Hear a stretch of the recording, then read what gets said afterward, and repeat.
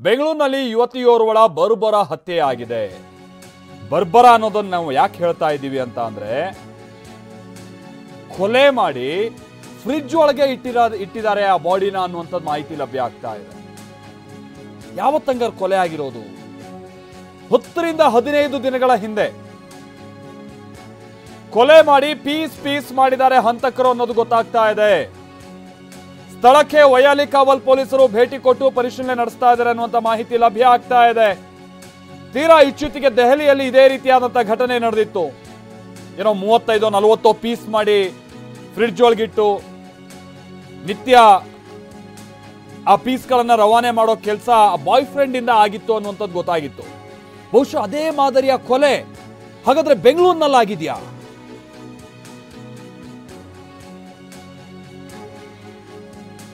ವೈಯಾಲಿ ಕಾವಲ್ station limits ನಲ್ಲಿ ಈ ತರದ ಹತ್ಯೆ ಆಗಿದೆ ಅನ್ನುವಂಥದ್ದು ಮಾಹಿತಿ ಲಭ್ಯ ಆಗ್ತಾ ಇದೆ. ಪೀಸ್ ಮಾಡಿ ಫ್ರಿಡ್ಜ್ ನಲ್ಲಿ ಇಟ್ಟಿದ್ದಾರೆ ಅನ್ನೋದು ಲಭ್ಯ ಆಗ್ತಾ ಇರುವಂತ ಮಾಹಿತಿ. ಹಾಗಾದ್ರೆ ಯಾರು ಕೊಲೆ ಮಾಡಿರುವಂತ ಹಂತಕ, ಪ್ರಮುಖವಾಗಿ ಕೊಲೆ ಆಗಿರುವಂತ ಯುವತಿ ಯಾರು, ಆ ಡೀಟೇಲ್ಸ್ ಇನ್ನಷ್ಟೇ ಲಭ್ಯ ಆಗಬೇಕಾಗಿದೆ. ವೈಯಾಲಿ ಕಾವಲ್ ಸ್ಟೇಷನ್ಗೆ ಸಂಬಂಧಪಟ್ಟ ಹಾಗಿನ ಪೊಲೀಸರು ಘಟನಾ ಸ್ಥಳದಲ್ಲಿದ್ದಾರೆ, ಅದನ್ನ ಕೂಡ ನಾವಿಲ್ಲಿ ನೋಡಬಹುದಾಗಿದೆ. ಸೊ ಇದೇ ಏರಿಯಾದಲ್ಲಿ ಅಂತ ಕಾಣಿಸುತ್ತೆ. ಬಹಳ ಮಂದಿ ಈಗ ಅಲ್ಲೆಲ್ಲ ಸೇರಿರುವಂಥದ್ದನ್ನು ಕೂಡ ನಾವು ನೋಡ್ತಾ ಇದ್ದೀವಿ. ಆ ಅಕ್ಕಪಕ್ಕ ಬಹಳ ಏನು ಸ್ವಲ್ಪ ಇಕ್ಕಟ್ಟಾದ ಜಾಗನೇ ಇದು. ಭಾಳ ಮಂದಿ ಕೂಡ ಸೇರಿದ್ದಾರೆ, ಅಕ್ಕಪಕ್ಕದ ಮನೆಯವರೇ ಭಾಳ ಮಂದಿ ಅಲ್ಲಿ ಸೇರ್ಕೊಂಡಿದ್ದಾರೆ. ತಮ್ಮ ಏರಿಯಾದಲ್ಲಿ ಇಂಥದ್ದೊಂದು ಹತ್ಯೆ ಆಗಿದೆ ಅನ್ನುವಂಥದ್ದು ವಿಚಾರ ಗೊತ್ತಾಗ್ತಾ ಇದ್ದಾಗೆ ಸಹಜವಾಗಿ ಅವರೆಲ್ಲ ಆತಂಕದಲ್ಲಿದ್ದಾರೆ.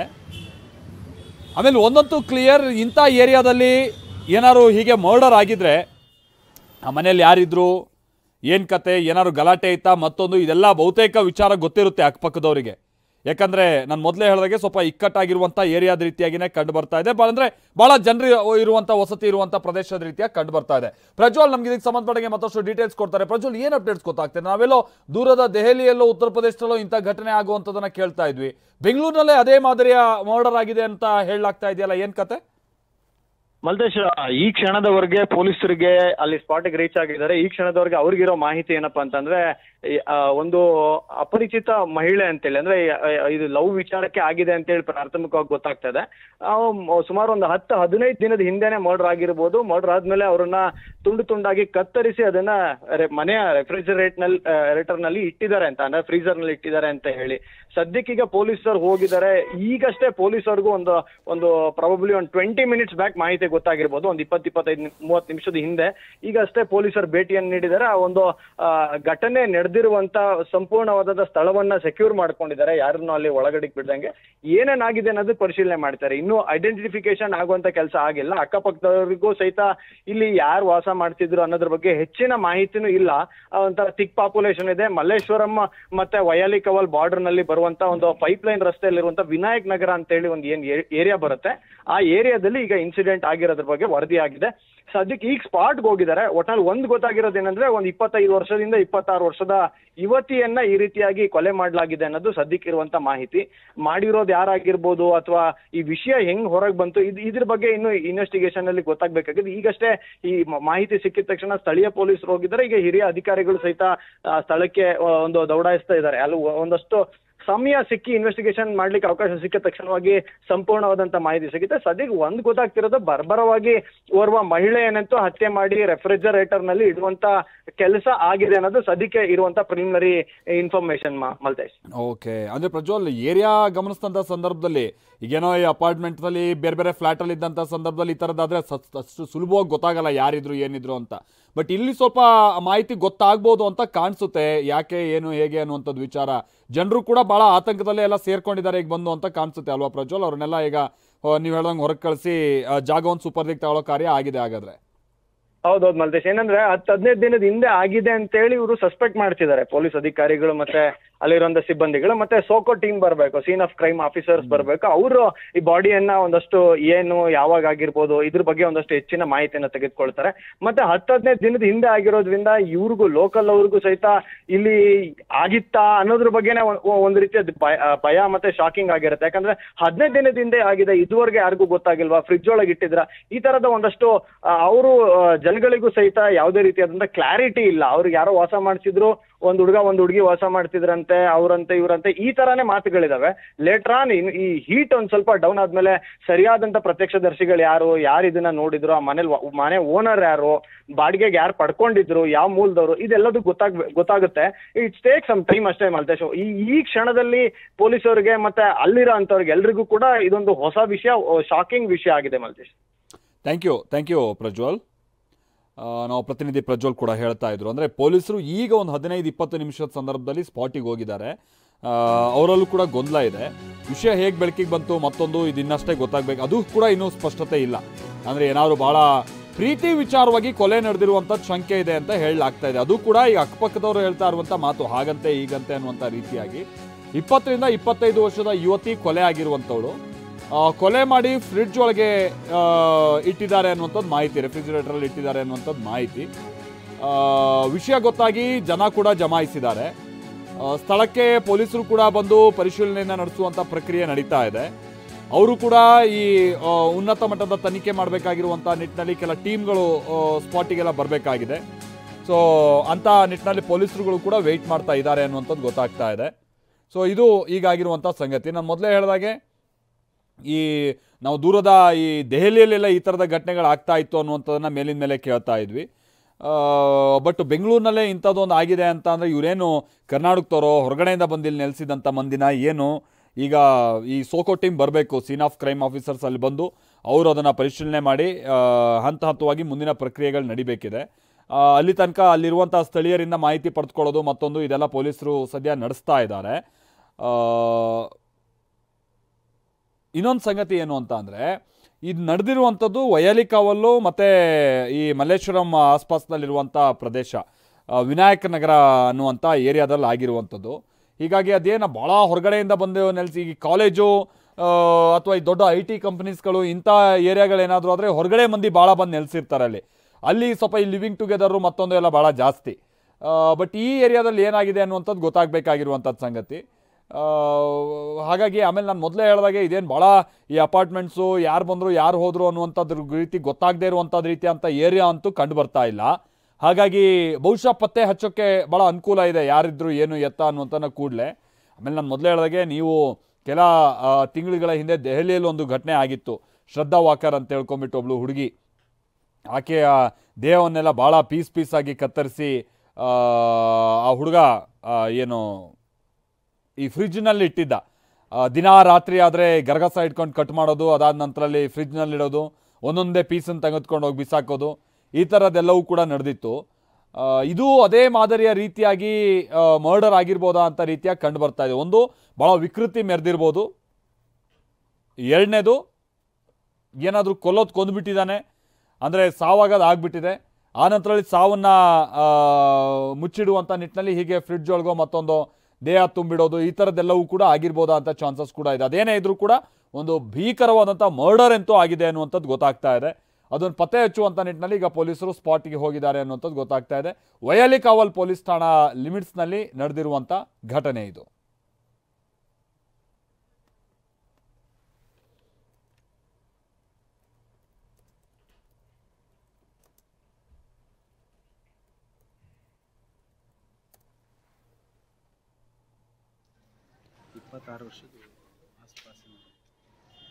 ಇಪ್ಪತ್ತರಿಂದ 25 ವರ್ಷ ಅನ್ನುವಂಥದ್ದು ಗೊತ್ತಾಗ್ತಾ ಇದೆ. 20-25 ವರ್ಷ ಅಂತ ಅಂದರೆ ಬಹುತೇಕ ಕಾಲೇಜ್ ಸ್ಟೂಡೆಂಟ್ ಆಗಿರ್ಬೋದು ಅಂತ ಕಾಣಿಸುತ್ತೆ, ಇಲ್ಲ ಅಂತಂದರೆ ಆಗ್ತಾನೆ ಕೆಲಸಕ್ಕೆ ಸೇರಿರೋರು ಅಂತ ಕಾಣಿಸುತ್ತೆ.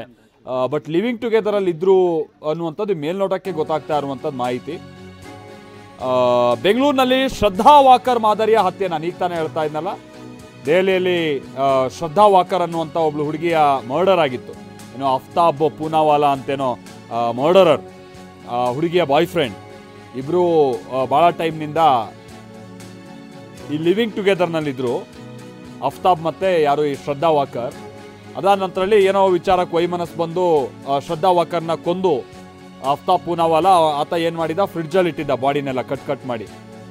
ಈಗಲೂ ಅದೇ ಮಾದರಿಯ ಒಂದು ಮರ್ಡರ್ ಬೆಂಗಳೂರಿನಲ್ಲಿ ಆಗಿರ್ಬೋದಾದಂಥ ಶಂಕೆ ಇದೆ. ಅಕ್ಕಪಕ್ಕದ ನಿವಾಸಿಗಳು ಸಹಜವಾಗಿ ಭಯಭೀತರಾಗಿದ್ದಾರೆ, ಆತಂಕಕ್ಕೊಳಗಾಗಿದ್ದಾರೆ. ಇಲ್ಲಿ ಇಂಥ ಮರ್ಡರ್ ಆಗಿದೆಯಾ ಅನ್ನುವಂಥದ್ದೊಂದು ಬೇಸರ ಇದೆ, ಜೊತೆಗೆ ಒಂದು ಆತಂಕನೂ ಕೂಡ ಇದೆ ಅವರಲ್ಲಿ.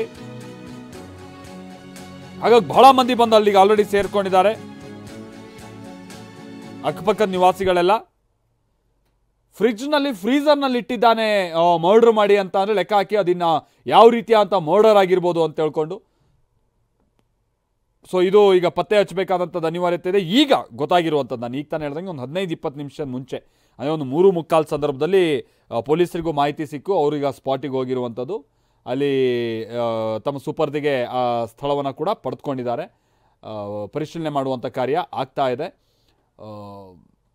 ಅವ್ನು ನೋಡಬೇಕಿದೆ ಇದು ಯಾವ ರೀತಿಯಾಗಿ ಮರ್ಡರ್ ಆಗಿದೆ ಅನ್ನುವಂಥದ್ದಕ್ಕಿಂತ ಮರ್ಡರ್ ಮಾಡಿದಂಥ ನಂತರದ ರೀತಿ ಇದೆಯಲ್ಲ ಅದು ಇಲ್ಲಿ ಭಾಳ ಆತಂಕ ಹುಟ್ಟಿಸ್ತಾ ಇರುವಂಥದ್ದು ಸಂಗತಿ. ಆಮೇಲೆ ಇನ್ನೊಂದು ವಿಚಾರ ಅಂತಂದರೆ 10ರಿಂದ 15 ದಿನಗಳ ಹಿಂದೆನೇ ಈ ಮರ್ಡರ್ ಆಗಿದೆ ಅಂತಲೂ ಕೂಡ ಹೇಳಲಾಗ್ತಾ ಇದೆ.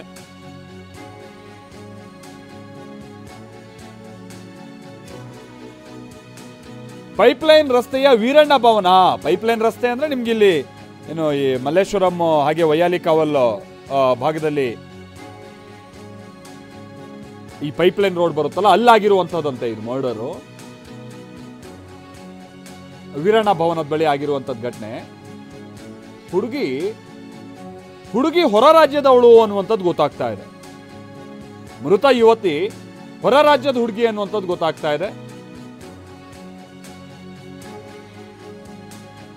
ಯಾರ ಜೊತೆಗಿದ್ಲು ಏನು ಎತ್ತ, ಏನಾದ್ರು ಫ್ರೆಂಡ್ಸ್ ಎಲ್ಲ ಒಟ್ಟಿಗೆ ಇದ್ದಿದ್ದೋ ಅಥವಾ ಏನಾದರೂ ಲಿವಿಂಗ್ ಟುಗೆದರ್ನಲ್ಲಿದ್ಲೋ, ಇದೆಲ್ಲ ಇನ್ನಷ್ಟೇ ಗೊತ್ತಾಗಬೇಕಾಗಿರುವಂಥದ್ದು ವಿಚಾರ. ಇದೇ ಸಮಸ್ಯೆ ಆಗೋದಿಲ್ಲ. ಹೊರ ರಾಜ್ಯದವರು ಅನ್ನುವಂಥದ್ದು ಅದು ಬಂದಂಥ ಸಂದರ್ಭದಲ್ಲಿ ಅವ್ರೇನು ಅಕ್ಕಪಕ್ಕದವ್ರ ಜೊತೆಗೆ ಏನು ಭಾಳ ಮಾತುಕತೆ ಮತ್ತೊಂದು ಕ್ಲೋಸ್ ರಿಲೇಷನ್ಶಿಪ್ ಇವರು ಇರಲ್ಲ, ಅವರು ಮಾತಾಡ್ಸೋಕೆ ಹೋಗಿರಲ್ಲ, ಆ ಥರ ಸಮಸ್ಯೆ ಆಗಿರುತ್ತೆ. ಹಾಗಾಗಿ ಒಳಗೆ ಏನಾಗುತ್ತೆ ಏನು ಎತ್ತ ಯಾರಾದರೂ ಬಂದು ಈ ಥರದ್ದು ಕೊಲೆ ಮಾಡಿದ್ರೆ ಅಥವಾ ಮನೆ ಬಾಗಿಲು ಒಂದು 4-5 ದಿವಸ ತೆಗೆದಿಲ್ಲ ಅಂದರೆ ಅಕ್ಕಪಕ್ಕದವ್ರಿಗೆ ಅನುಮಾನ ಕೂಡ ಬರಲ್ಲ. ಅದು ಇಲ್ಲಿ ಸಮಸ್ಯೆ ಆಗಿಬಿಡುತ್ತೆ. ಅಕ್ಕಪಕ್ಕ ರಾಜ್ಯದವರು ಅಂತ ಅಂದರೆ ಸ್ವಲ್ಪ ಓಡಾಡ್ಕೊಂಡು ಮಾತಾಡ್ಕೊಂಡಿದ್ದಂಥ ಸಂದರ್ಭದಲ್ಲಿ ಏನು ಒಂದು 2-3 ದಿವಸ ಆಯಿತು ಬಾಗಿಲು ತೆಗ್ದಿಲ್ಲಲ್ಲ ಅಂತಾದರೂ ಸ್ವಲ್ಪ ಡೌಟ್ ಬರುತ್ತೆ ಅಕ್ಕಪಕ್ಕದವರಿಗೆ. ಈ ಹೊರ ರಾಜ್ಯದವ್ರು ಬಂದಂಥ ಸಂದರ್ಭದಲ್ಲಿ ನಾನು ಮೊದಲೇ ಹೇಳಿದಾಗೆ ಮಾತುಕತೆ ಇರಲ್ಲ ಭಾಳಷ್ಟು ಸಂದರ್ಭದಲ್ಲಿ. ಹಾಗಾಗಿ ಈ ಥರದಂಥ ಘಟನೆಗಳಾಗಿ ಭಾಳ ದಿನಗಳಾದರೂ ಗೊತ್ತಾಗೋದಿಲ್ಲ. ಇಲ್ಲೂ ಕೂಡ ಹಾಗೆ ಆದಂಗೆ ಕಂಡು ಬರ್ತಾ ಇದೆ. ಆಮೇಲೆ ಅಕ್ಕಪಕ್ಕ ಅಲ್ಲೂ ಕೂಡ ಈ ಸ್ಕೂಲು ಕಾಲೇಜು ಅನ್ನುವಂಥದ್ದು ಇದೆ. ಹಾಗಂತ ಈ ಹೊರಗಡೆ ರಾಜ್ಯದವ್ರು ಬಂದು ಎಲ್ಲ ಭಾಳ ಮಂದಿ ನೆಲೆಸುವಂಥದ್ದು ರೀತಿಯಾಗಂತೂ ಈ ವೀರಣ್ಣ ಗಾರ್ಡನ್ ಅಥವಾ ಈ ವೀರಣ್ಣ ಭವನ ಇಲ್ಲಿ ಅಲ್ಲೇನು ಅಂಥ ಪ್ಲೇಸ್ ಇದ್ದಂಗಿಲ್ಲ. ಹೀಗಾಗಿ ಇವರೇನು ಮತ್ತು 25ರಿಂದ 26 ವರ್ಷ ವಯಸ್ಸು ಅನ್ನುವಂಥದ್ದು ಗೊತ್ತಾಗ್ತಾ ಇದೆ. ಮೊದಲಿಗೆ 20-22 ಅಂತ ಹೇಳಲಾಗ್ತಾ ಇತ್ತು. ಬಟ್ ಈಗಿಲ್ಲ, ಈ ಒಂದು 26 ವರ್ಷ ಅಂತ ಅಂದರೆ ಬಹುಶಃ ಕೆಲ್ಸಕ್ಕೆ ಹೋಗ್ತಾ ಇದ್ದಿದ್ದು ಹುಡುಗಿನೇ ಅಂತ ಕಾಣಿಸುತ್ತೆ.